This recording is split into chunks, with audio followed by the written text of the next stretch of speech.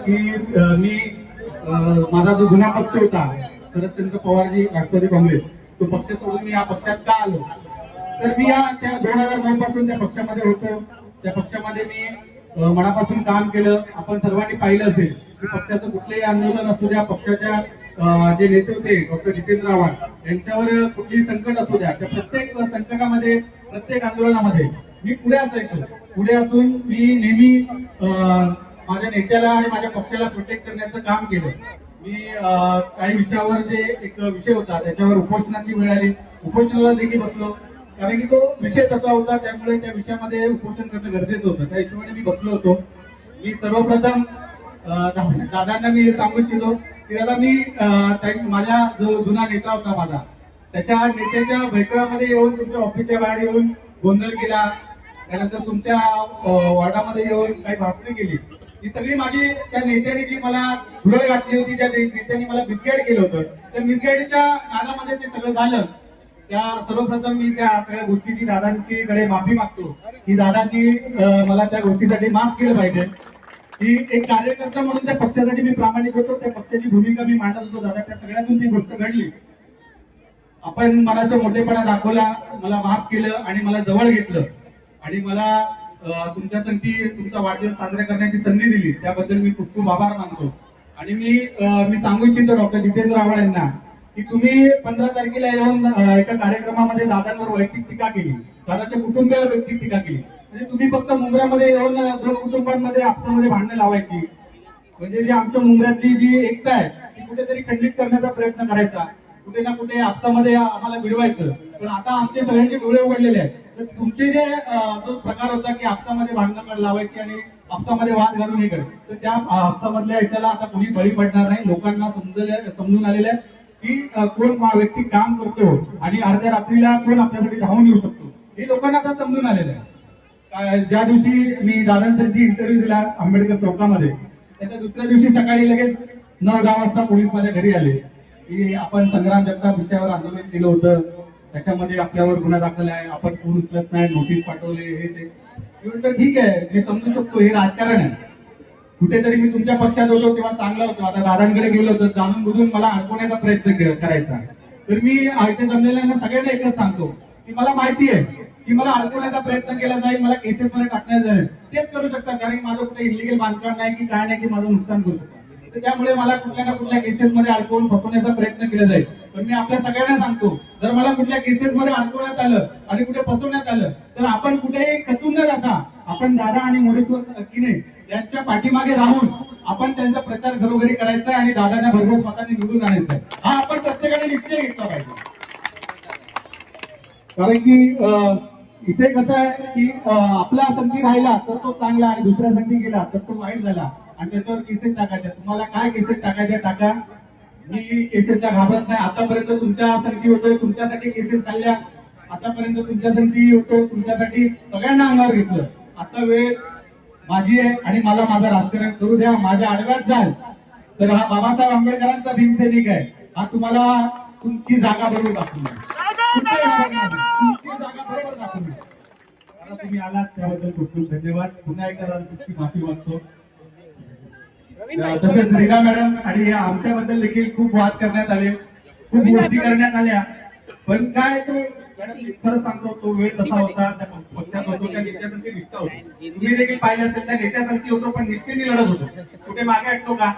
बाबासाहेब आंबेडकरांनी आम्हाला संघर्ष शिकवला आणि त्या संघर्षामध्ये आम्ही कुठेही असलो तरी संघर्षासाठी कधी मागे हटणार नाही. आम्ही संघर्ष करून इथपर्यंत आलेलो. माझ्या आई वडील कुठे राजकारणात नाही, कुठेच नाही, दादा आजपर्यंत संघर्ष करून इथपर्यंत पोहोचलोय, तुमच्या नेतृत्वात जॉईन झालोय. आणि मला आशा आहे की त्या नेत्यासाठी 16 वर्ष काम केले, त्यांनी मला न्याय दिला नाही, पण तुम्ही मला न्याय द्याल ही मला पूर्णपणे आशा आहे. कारण की ह्या मुंब्रा शहरामध्ये इतिहास आहे. तुम्ही 8 लोकांना नगरसेवक बनवले, दादा ते सगळे गद्दार निघाले आणि तुमच्यापासून लांब गेले. पण हा प्रवीण पवार तुम्हाला शपथ देतो, डॉक्टर बाबासाहेब आंबेडकरांची शपथ घेऊन सांगतो की तुमच्या संधी जॉईन झाले, तुम्ही मला न्याय द्याल, मी तुमच्या संधी नेहमी नाही, हा शब्द देतो.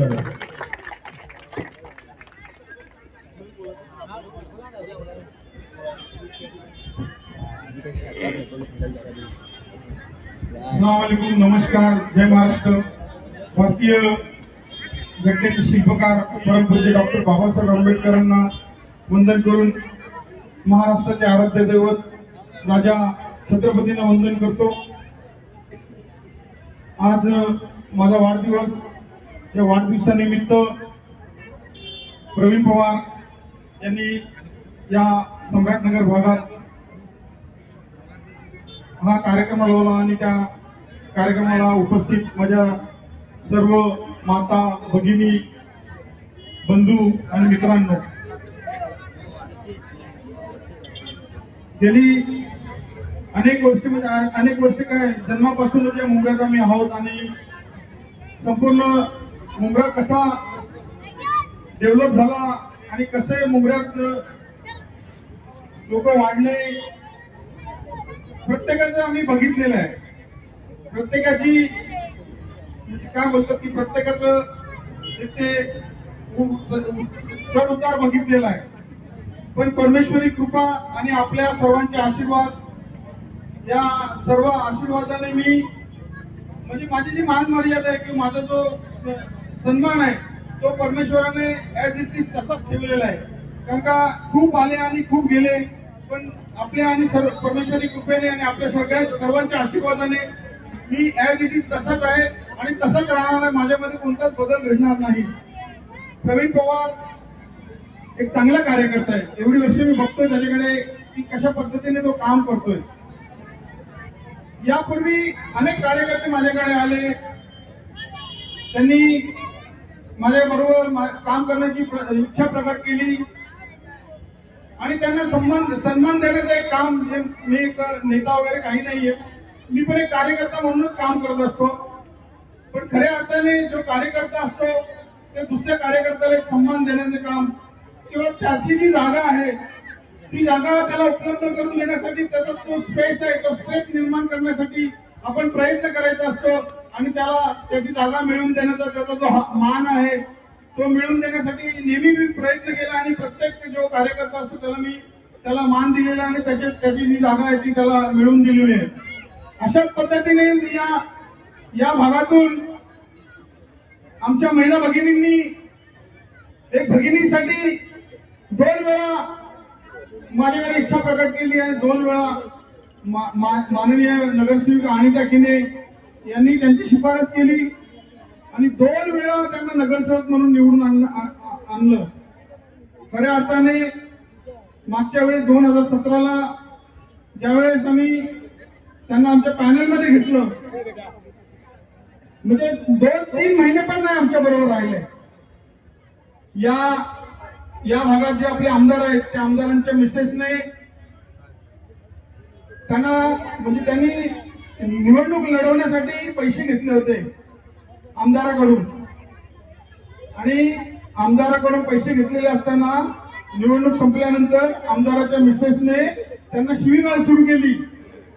तेव्हा ते माझ्याकडे आले आणि मला सांगतात की दादा काही कर, त्यांना पैसे द्यायचे आहेत आणि या गोष्टीला साक्षी आहे हा प्रवीण पवार आहे। प्रवीण पवार वस्तुस्थिती थोडी सांग जर, मला बरं वाटेल जरा थोडी सांगितलं तर काय वस्तुस्थिती होती ती। इलेक्शनला पैसे कमी पडले होते दादा, त्यावेळेस ते पैशाची अरेंजमेंट होत नव्हती।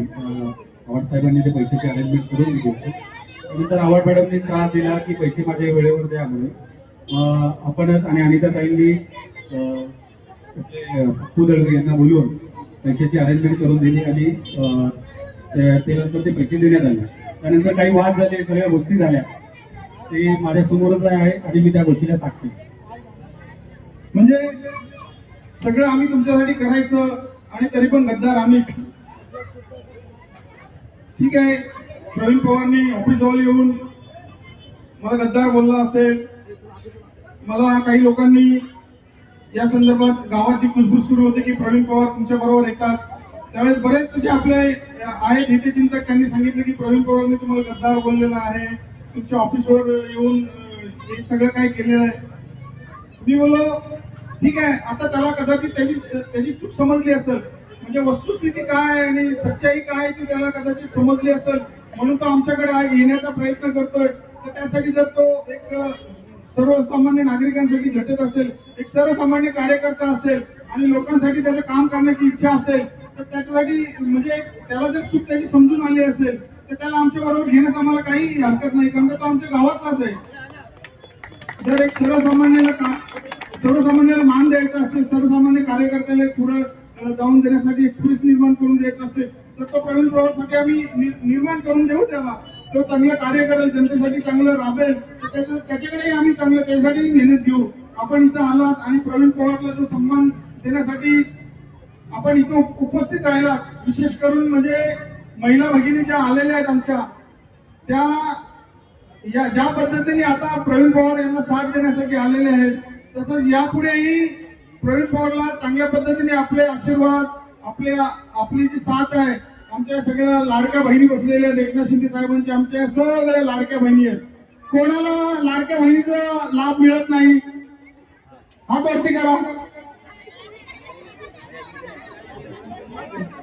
कौन ऐसी है जो हमारी एकनाथ शिंदे साहब की लाडली बहन है कि उनको लाडली बहन का लाभ नहीं मिल रहा है? जिनको लाभ नहीं मिल रहा है तो उनको क्यों नहीं मिल रहा है, उसके लिए अगर आप कभी हमारे कार्यालय में या शाखा में जाके आप उसके बारे में आप इंक्वायरी कीजिए कि आपको ये लाभ क्यों नहीं मिल रहा है.